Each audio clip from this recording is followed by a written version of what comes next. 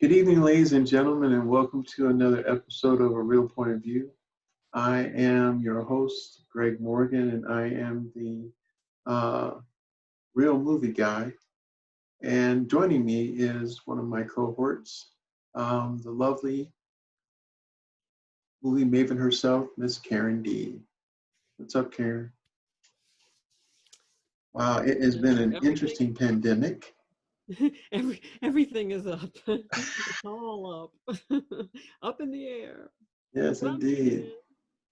it. Indeed. Kind of Amazing. a very interesting time, but you know, weathering through it, getting through it, trying to deal with all the things that are going on around us. It's, I'll be honest with you, myself, my wife and I seem to be weathering it pretty decently.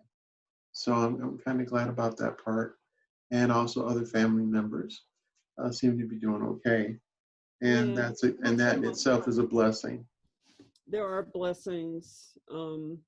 They may be a little harder to find these days because, especially if are checking the news constantly or you're seeing the same old television shows or whatever, but there are blessings to be had and opportunities that are presented by this unique situation that we find ourselves in.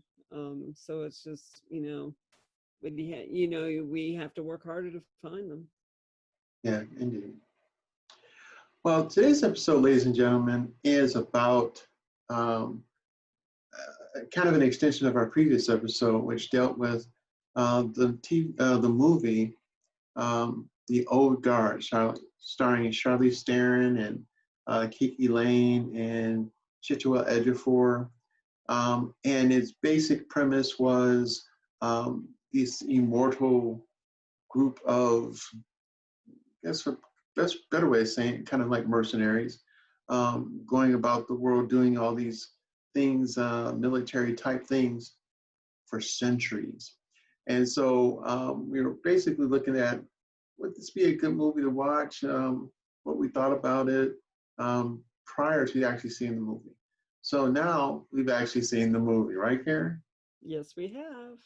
And so now we have a whole new mix of things to say and talk about with regard to this movie, The Old Guard.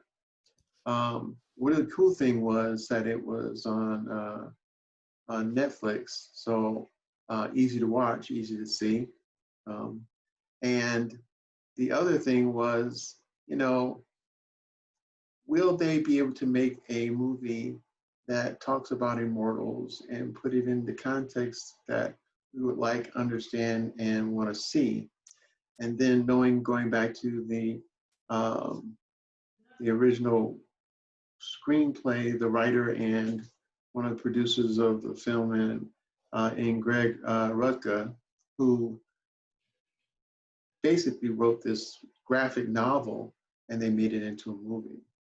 Um, so did it follow along the lines of a lot of other graphic novels that have been um, um, renovated toward the moviedom, or did it succeed in that regard? Did it succeed as a film? Was it everything that we hoped, or um, did it more or less live up to the hype? So, what do you think, Karen? Well, to me, it did live up to the hype. I was very pleasantly surprised at how much I enjoyed this movie because I'm not a graphic novel fan and I have exactly zero familiarity with the author of the graphic novel on which this movie is based or the story itself. I just, that just isn't my cup of tea. Um, but there were just so many things that I liked about this movie from the very beginning.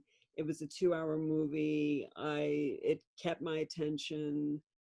I thought it was interesting because of just the way in which these particular people with this, what we would regard as the superhuman attribute, which is basically immortality, how they manage that and what that really means.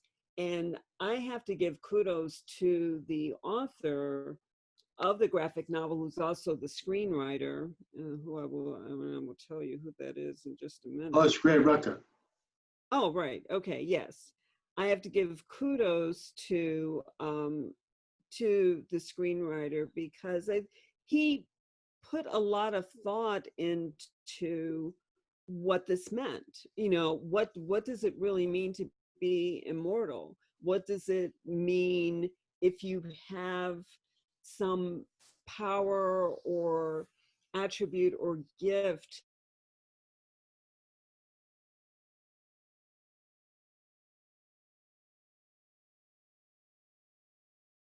What does that mean in any way obligated to pay it forward? And I think you've got a real sort of juxtaposition here between the old guard and their decision to pay their gift forward in service to mankind. So, you know, the premise of the story is that you have this small band that has been helping humanity, really saving humanity from itself since, you know, the beginning of time. And they do it in the shadows. They do it without fanfare. They're not doing it for you know, for the fame or the fortune or anything like that. They just, you know, they do that because they feel like this is the right thing to do. And then you've got the head of this pharmaceutical company, who was very nicely played by oh my god, what is his name? I keep forgetting his name, um, because he's a Brit. Harry Melling plays Merrick, the youngest CEO of a pharmaceutical company. Now, he's someone else with gifts. He's brilliant. He's ambitious. I mean, these are gifts. So what does he do to pay it forward? Well, he, you know, he doesn't really, you know, he's all about himself. He's all about self-promotion and, you know, bucks, profits. And he's not in service to anyone. He simply wants to be the first out of the gate with the best drug. And the only sort of you know, a byproduct of that is that maybe people might be helped. But that's not why he's doing this. That's not his motivation. The motivation is lining his pockets. Right. So you've got these sort of two opposing forces, and then you have people in the middle, like Chiwetel Ejiofor played plays Copley. Copley, who, you know, I mean, it's not like he's a bad guy. He's not. He's not a bad guy at all.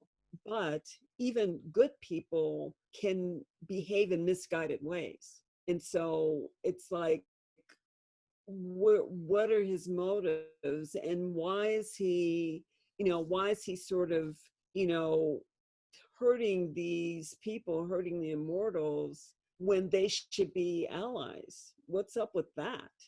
And he has reasons. Not They're not excuses, but the rationale is like, when you hear, it's like, well, yeah, I mean, I can see, I could see myself. I would be misguided in the same way if I was in his shoes. So, you know, so you've got that. And, you know, and then you've got the people that they've come across during the course of the movie. And then there's Kiki Lane's character, um, and, and Nile, and, you know, they run across her because the thing with the immortals is that they know, they can sort of sense where each of them are when there's a new one, or when they come across another one who has their gift of immortality, they find each other because they feel, as a matter of survival, that they need to band together, and they really do need to band together for survival. And they run across her at a time when she's just now discovering that there's something really weird about her, like, why can't she die when she should probably be dead? And and then Charlize Theron comes along at that critical juncture to explain to her in so many words, well, you're not dying because you can't die, at least not yet anyway, because as it turns out, you're immortal. So, you're going through some weird crap. I've been there. Niall's not that interested in being helped. She just wants to go home to her family. Or stay in the Marines where she was. She was just fine being in the Marines. But once it's apparent that she is immortal, it's like, well, the Marines are looking at her kind of weird. It's like, you can't stay here. There's no way they're going to let you just be. You're going to be this freak. Yeah. And it's going to be impossible for you to do, to be the Marine that you want to be. So she has to align herself with them, because the Marines are no longer an option. And Charlize Theron comes along at just the right time. So that, so those sorts of things sort of grabbed my attention in terms of story making. What kept my attention, for one, I love the fact that Charlize Theron was the leader of this sort of motley crew of immortals. She was the leader, and there's absolutely no doubt that she's in charge. Right. Absolutely none. She's right. On it. And she carries that burden with a very much, seriousness, and, she's always thinking, ahead. So she's very much on top of leading this group, and she understands the consequences if she makes a mistake, and all this other stuff. So she was just so masterful at leading the group. And I don't mean to imply that she never made a mistake. It's just that she was clearly the leader. Right. And then you had, so I love that.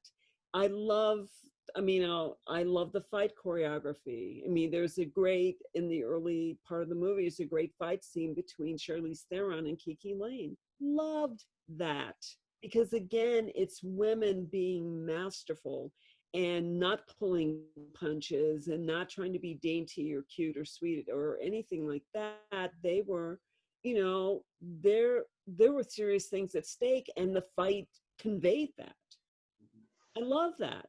I don't see that nearly enough in action movies, even when some of the action figures are women, or even when the main figures in action, even when the main action figure is a woman, because this was like gritty fighting. This was serious fighting. This wasn't like, oh, well, I'll just use my superpower of flight to avoid that punch. There was none of that. It wasn't like that. So to me, that sets it like a little bit ahead of Wonder Woman. Not that I have any problems with Wonder Woman, but in terms of just really enjoying the skill, I just so much more enjoyed the skill in fight choreography between Charlize Theron and Kiki Layne especially, but between, Charlize Theron and all the other men in the group as they encountered, other people. I think the fight choreography was just outstanding. So I love that. And I love the fact that the story just, it moved along, and there was some angst, but also a lot of action. So it's like, okay, if you're ready for an action movie, this is your movie. We're not going to spend a whole lot of time on romance. We're not going to spend a whole lot of time on exposition. We're not going to spend, we're going to keep it moving. And Mhm. I really liked that, and I thought the acting was terrific in this movie. I mean, I believed all of these characters, but especially Charlize Theron. I thought she was excellent as the head of this group, and I thought Kiki Lane was really good. I really liked I really liked Harry Melling, especially as Merrick, the head of the pharmaceutical CEO. I mean, you just wanted to hate him immediately, Mhm. because he was just so, just so, oh, what is the word I'm looking for? Just so slick and just so smarmy, and I mean, it's just like oozing, ambition from every pore. You just really wanted to hate him.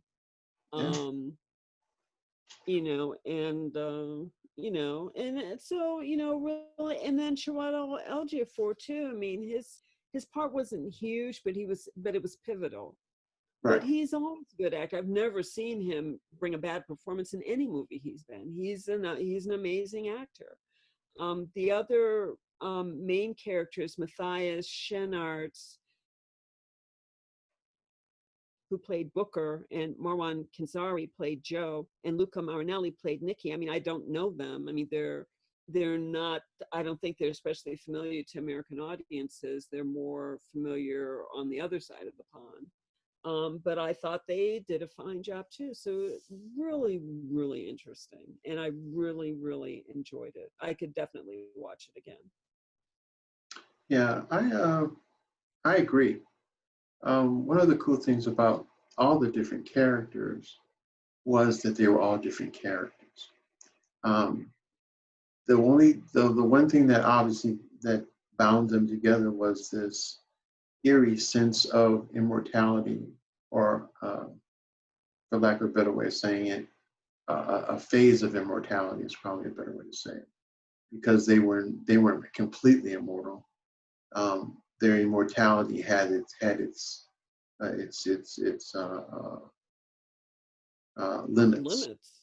Limits, yeah. Yep. Um, but and without giving it all away, but it had its limits. And so within the realms of that, I love the diversity of it.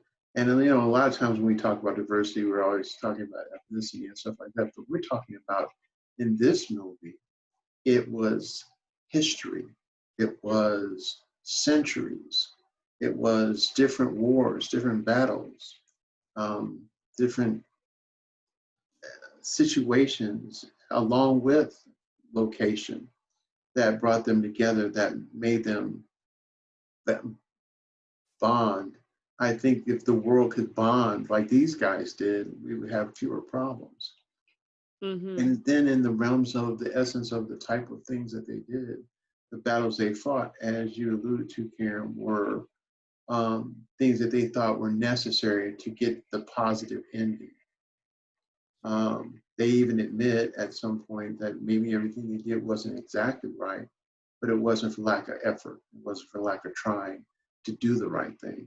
And I think that helps with when we know, and we're rooting for them, because we understand and know the positivity of who they are in their actions.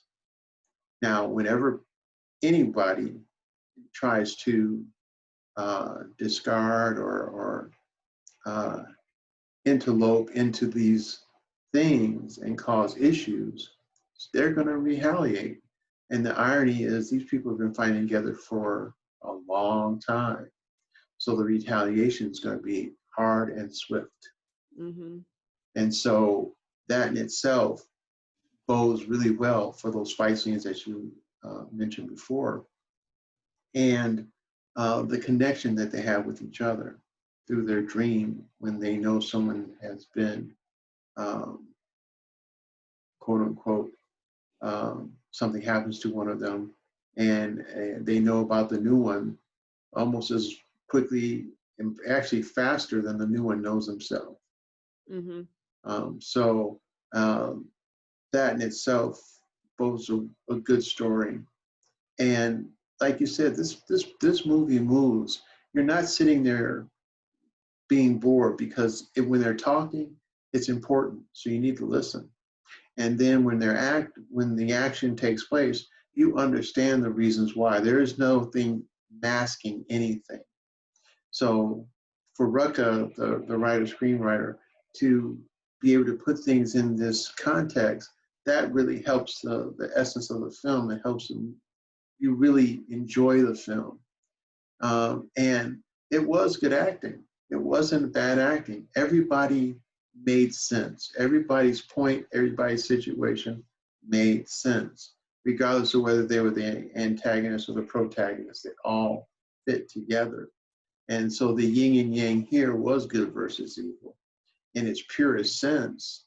And someone trying to take away this camaraderie, which is really not just friends, but it's a camaraderie of essence. And someone trying to not just take their friendship apart, but take them apart for their own means to their own end, and take what is a universal gathering to try to put things in proper perspective over time and use it for monetary gain and take them away from what they were doing. It's probably, if nothing else, is a travesty. So yeah, this movie got me from the beginning. I think when I saw the trailer the first time, it made me think this was a viable movie. And being the things that I read prior to seeing the movie, obviously made me very interested, and even made this partially a subject of conversation for our podcast. But after seeing the movie, I was like, wow, this is really cool, for all the cool reasons that you did mention, Karen, too. Reminding me of the other quote unquote comic book graphic novels like the Marvel Universe. Black Widow comes to mind as a voracious female fighter who's a pretty intellectual woman, has her own movie coming out. Actually, it is out now. Charlize Theron in the Atomic Blonde, another situation where she was in control in that film.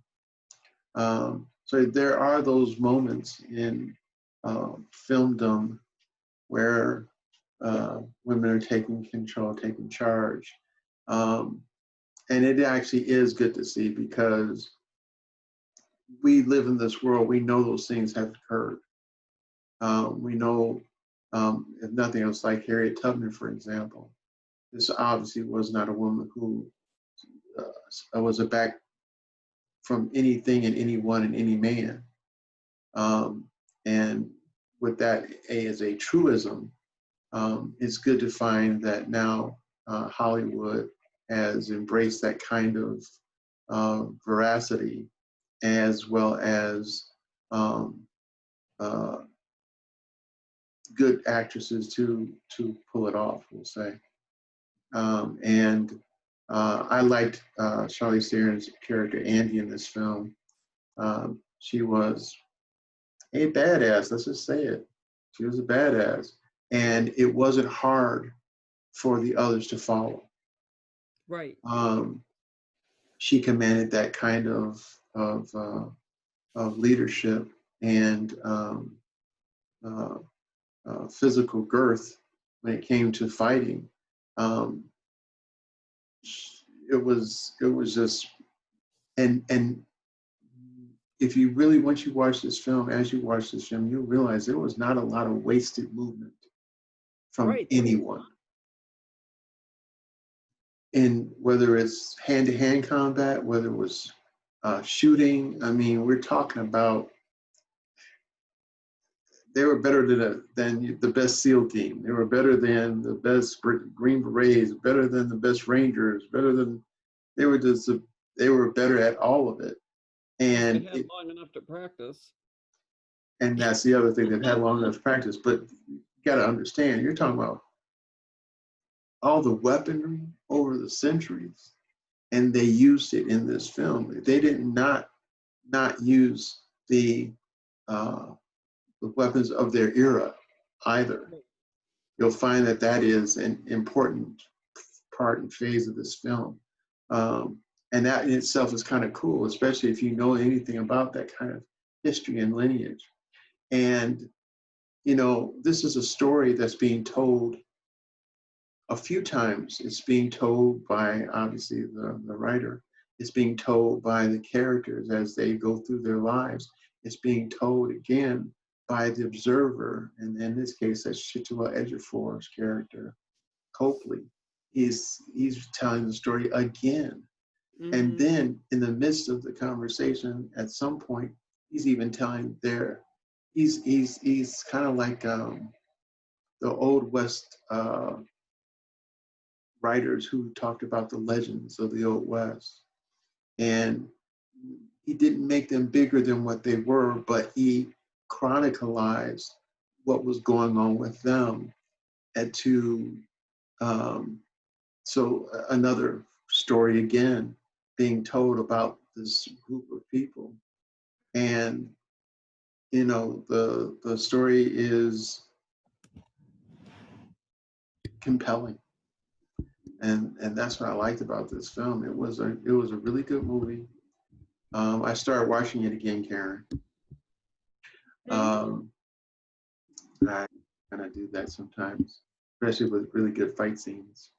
I'm a big martial arts fan and a big fight scene fan, and especially when it makes sense is what it, even more so. That's what I'm truly the fan of, when it makes sense.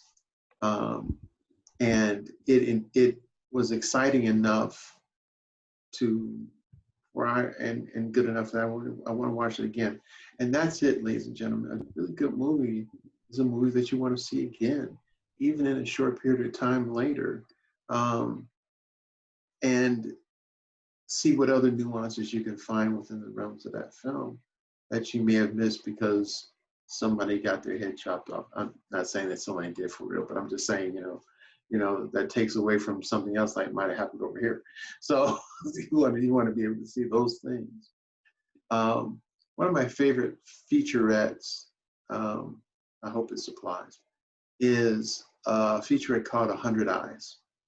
And it is a part of the TV miniseries Marco Polo, which I think was mistitled. It should have been called Genghis Khan. But anyway, that's just my opinion. But with regard to the featurette, I thought this was a very good portrayal of martial arts and monks and priests of the era in Mongolia and China. And it was such a good representation that I watched it again and again and again. I've seen it probably 5-6 times. So I'm looking at Old Guard and I'm looking at how well they do the cinematography, first of all, to get all the movement and see all the things that you want to see in this kind of thing, and the action. Now, sometimes action is necessary to keep you involved and excited about the film, but the story too. They were able to take something that's totally fictitious and make it seem like it was real. And because of the vulnerability of the characters in this film, you come to,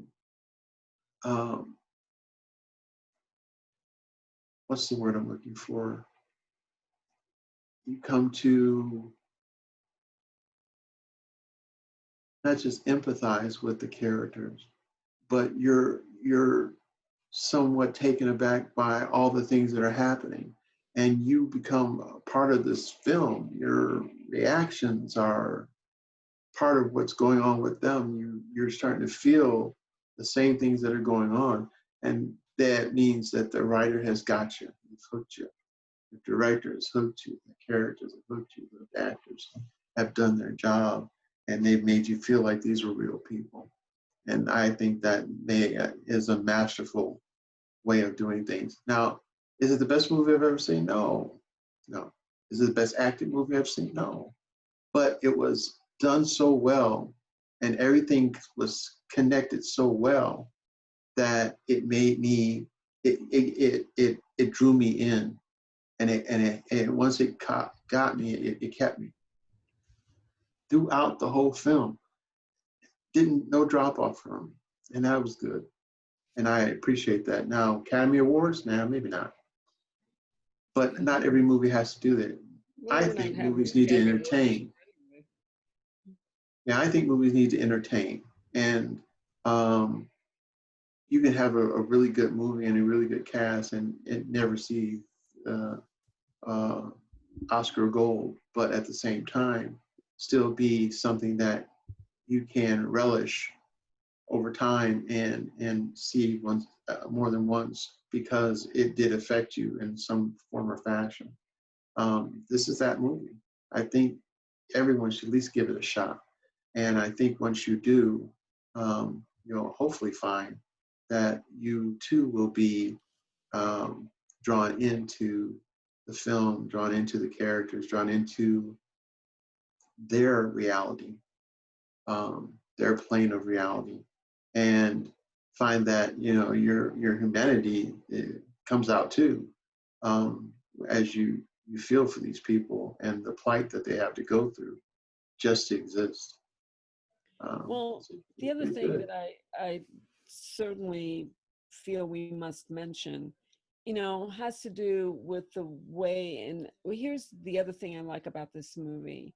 The movie says, without specifically saying it, but by its very existence, says, humanity is in trouble. The stakes are extremely high.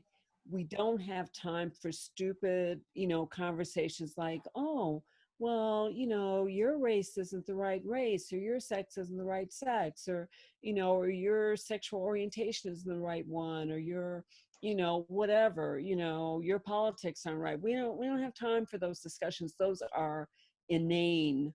They are a waste of time. So we need the best people for the job, and and then we need to get to it. So that's the premise of I mean, the premise, and that's implied by the movie without ever saying that. It's like Charlize Theron isn't there because she called in a favor. She's the best person for the job. Right. And this movie also was directed by a woman, Gina Prince Bythewood, and we have to talk about that. She's an excellent director, but what I really like, she was known for Love and Basketball, Beyond the Lights, The Secret Life of Bees. She's done a number of really, well-regarded films. Now, they may not have been huge blockbusters. They were more like indie type films, or, they might have been regarded as sort of niche films or whatever, but still, well crafted, well directed films. The other thing about Gina Prince Bythewood is that she generally directs her own material. If when she's directing, it's because she's written it. This is one of the very few instances, if not the first one, where she has collaborated with another writer and directed that person's material. And the partnership that she and Greg Rucka have managed to put together to bring this story to life, I think it's really terrific. And it's like Greg Rucka is obviously extremely invested in this movie, in these characters. I mean, he created them, he wrote the book, and he wrote the screenplay. So it would have to be pretty hard for him to just hand this over, his baby, to someone else to say, okay, I'm going to trust you to bring my vision Right. to a I like. screen, right, to life, and to the visuals. I'm going to trust you to do that. Whereas, especially if you're doing the screenplay and you wrote the basic material on which the screenplay is based, you're probably going to say, oh, I need to direct this. I'm the only one who can figure out what's really going on here. But that's not what happened. Yes, Greg Rucka is extremely invested because it's his baby. But he also understood that for Gina Prince Bythewood, it could be her baby too, and that they could both collaborate on a shared vision. And I'm sure she brought things to the table that he didn't really think about, and he brought things to the table that she didn't think about, and especially in terms of the graphic world, because she doesn't have that much experience in the graphic world, in the mythology and the sort of the sort of structure of graphic novels and mythological worlds and alternate universes. That's not her thing. um and but what is her thing is directorial competence, Hmm. and being able to sort of suss out in aspects and avenues that might escape the person who wrote the material. And so there is a really, I mean, my guess is that there's a partnership there, because Gina Prince Bythewood um wouldn't do that without that partnership being a very integral part of what was going on. um and really for Greg Rucka too, it's like, well, a film is the director's medium. I mean, the writer's like pretty far down on the list of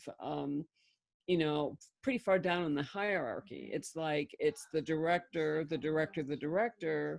and then maybe the star who gets a producer credit, and the money person, and the cinematographer and the gaffer, and then maybe the writer. I mean, it's like the writer's lucky if he or she can like get onto the set. So you know so so the right so so that sort of collaboration doesn't happen that often, but it did with this. And so he was able to say, well, listen, I think I'm gonna let you helm. I'm gonna say it's okay if you helm this, as far as I'm concerned, because you're the one who can do the directorial vision. I can do I can do the character development, I can do the plot, development, and that sort of thing. But in terms of what's needed to get this from a page to a screen, I'm gonna give that job to the best person. That's Gina Prince Bythewood, and she did a fabulous job. She She did. really did. I mean, I think she was really deft at knowing when to sort of impose and when to lay back, and when to let the story kind of run and when to guide it. And I'm really impressed. I mean, this is probably one of my favorite movies that she's done, and I loved Love and Basketball. I enjoyed Beyond the Lights, because I kind of felt like I should have, because there were lights. But um, but some of I love The Secret Life of Bees, you know, and she's a great writer herself. I mean, she's a terrific writer. So I think that's part of the other basis of their partnership. It's sort of like he understands that he needs her vision, but she also knows what it's like to be a writer. Well, going on what you said about it's his baby, and then her being a partner, it goes along the lines of the adage, um, the village raising the child. So it's raising this child to its adulthood and getting it from the page to the screen. And I thought it was a good marriage too. I think it was a good collaboration of talent, and it shows in the film. And I'm familiar with Greg Rucka because I remember the movie with Kate. Um, um, Winslet. no, uh, Blanchett. Kate Black Kate Black. Give me a second. The movie is Whiteout, but it's Kate.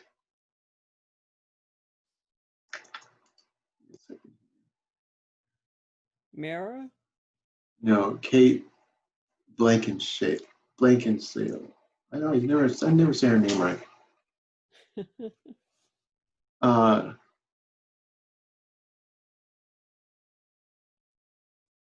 it's Kate uh, Beckinsale. Oh, Kate Beckinsale. Okay. Yeah, from Van Helsing movie and the one of my favorite sci-fi horror, the Underworld series. But she's in this detect. She's a detective in the Arctic, in Antarctica, and Gray Rucka wrote this film too. Uh, he was one of the uh, screenwriters, and Who's um, the director? and he was the director.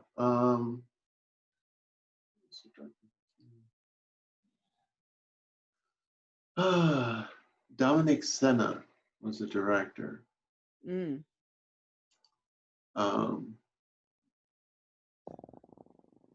but he was one of the writers of Whiteout. So yeah, so I was kind of familiar with him a little bit anyway. But yeah, still writing well as far as I'm concerned because I really like that movie.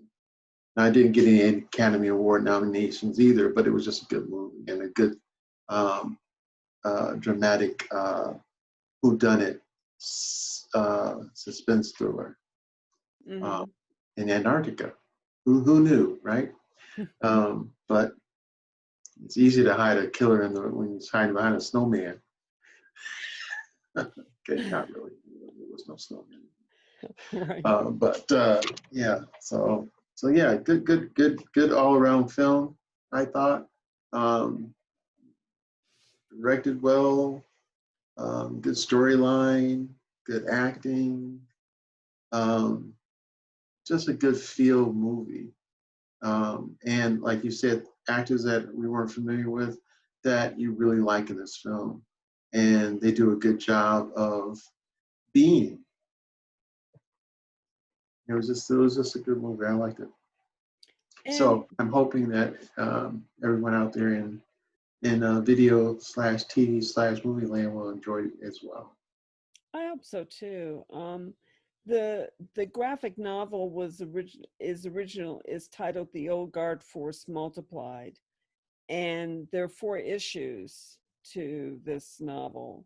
So so given how well this partnership has worked, I'm hoping to see Gina Prince Bythewood and Greg Rucka get together for at least one sequel, if not more than one sequel. From what I understand, a second one is already in the pipeline, and contracts have been signed by the main characters.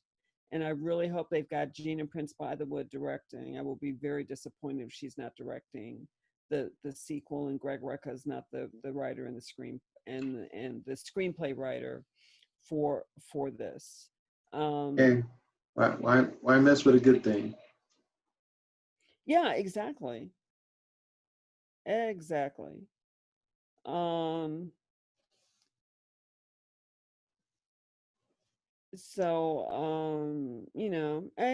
yeah, I really, really enjoyed this movie. It was definitely, and I mean, during this time where we're all sort of like, doing different versions of sheltering in place or emerging and then coming back to, sheltering in place. I mean, I've done more binge watching of TV and binge watching in ways I never thought I would be binge watching than I ever thought I would.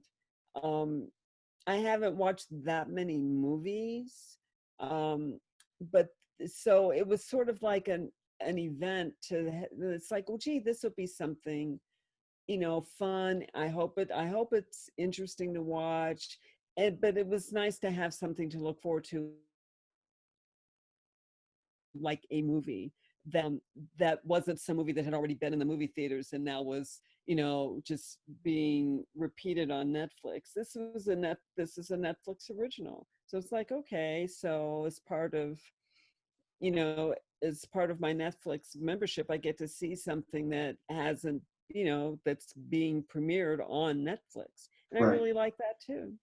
You Yeah, I did. know, I mean, I'm sure that they would I'm sure that they were hoping for and would have much preferred the big screen, and this story could easily be transferred to the big screen. Yeah. There's absolutely no doubt about it. I mean, from you know, from the story perspective, from the cinematography perspective, all of that, production values, easily this could be find a home on a big screen, a movie, you know, wide release type movie theater. But that's not where we're at right now. You know, Right. you know, they're, you know, movie houses aren't open. Um, Maybe drive-ins, but I haven't been to a drive-in yet, Greg. I don't know about you. I'm not sure that the the drive-in that I remember as a child had distinct disadvantages over, you know, being a movie theater. Like, for one, the Okay. audio crap. Uh, So now that you brought it up, I had talked to someone about this recently. Do you remember when we went to the drive-in as kids? At least this is what I remember. And I could be wrong. Maybe I was just dreaming it. I don't know. But we would go to the drive-in and we didn't go to the concession stand. Mom and dad put stuff in our car. And I remember yes. mom and dad frying chicken, Hmm. and we had big bags of chips, like Jay's potato chips. And we had all that stuff in the car when we Hmm. drove up, and we'd be eating that kind of stuff while we were watching the movie. I love that. Too bad. I was like, man, popcorn, get that. I had fried chicken. No, I wanted the popcorn and the candy. I still like the fried chicken though. I love that. I thought that was cool. And it was all tasty. It was great. But I do remember that, yes, we brought our own food. Yeah, that was funny. Um, I also remember what theater I was in when I saw Jaws. It was a normal theater in Wow. Chicago, South Side of Chicago. It's an odd But name yeah, for theater that you would see Jaws in, but okay. yeah, normal. It was a very abnormal movie, that's for sure. Hmm. Um, but yeah, so yeah, going back to the film, good movie, good direction, good screenplay, good acting. And It and was I just a feel good thing. and I guess the other thing I'll just mention, you know, because I'm determined to beat a dead horse into the ground, is, you know, I think Gina Prince by, I mean, it wasn't just Gina Prince by the Wood. There was Jane Campion before her. There was, um, you know, I can't remember who directed Wonder Woman before her or whatever. But this, you know, but women are still dealing with these idiotic stereotypes, and that's what I like about the old guard. You know, this notion of somehow, you know, well, you know, you need a man to lead. No, no, you don't. You know, you know, you need everybody to be heterosexual. No, you don't. Um, you know, you need your bad guy to, you know, have really good teeth. No, you don't. So, you know, so you don't need all that. And this notion that somehow, you know, if you want an action, women aren't good with action movies. Women aren't interested in the action movie genre. Women don't know how to handle a big budget. Women don't know how to handle action scenes. Women don't know how to manage, you know, the choreography, blah, blah, blah, blah. Crap, crap, crap, crap, crap, crap. Um, which is not really the word I want to use. So, you know, and no, has the notion been entirely put to rest? No, because some suit will still say, well, I don't know, you know, I don't know if they can, you know, if you know, she does this, if it'll draw enough box office, and I don't blah blah blah blah blah blah blah blah blah blah blah blah blah. Crap, crap, crap, crap, crap. And you need to put that crap to rest. It is so palpably crap. It's crap is too good a name for what kind of crap this is. So it's like, you know, we're missing out as a world, as a country, as an art form. We're missing out when we say idiotic things like that.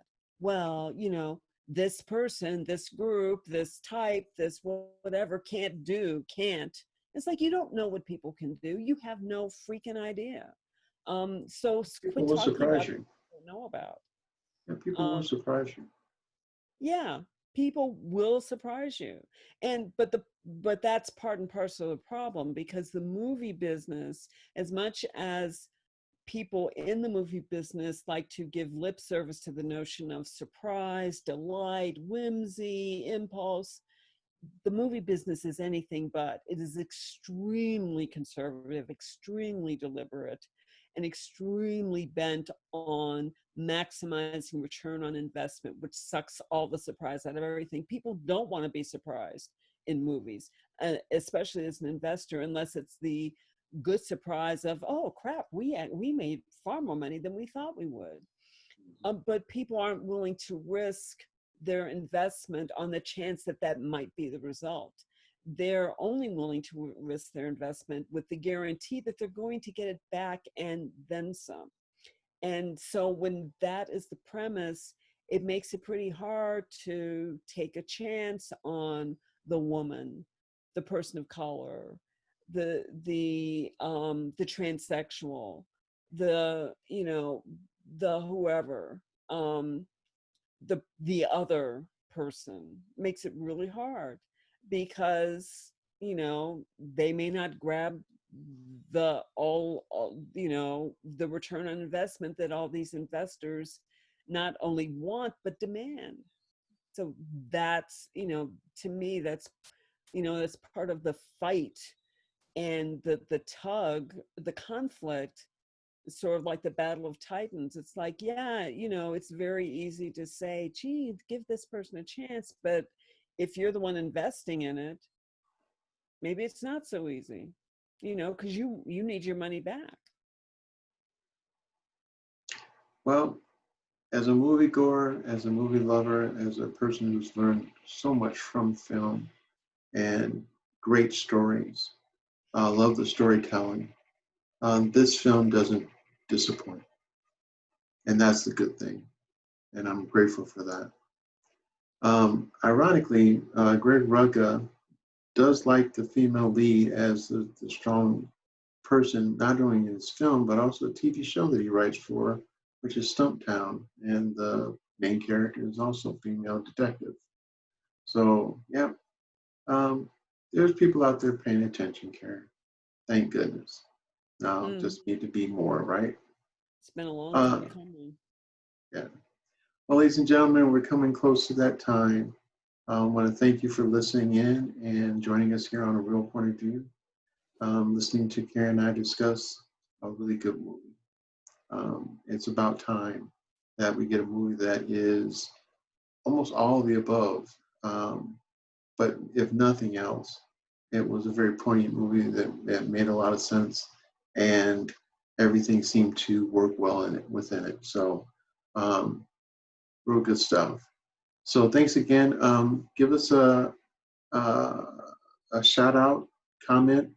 Let us know what you think about the film, especially if you get an opportunity to watch it. Please let us know.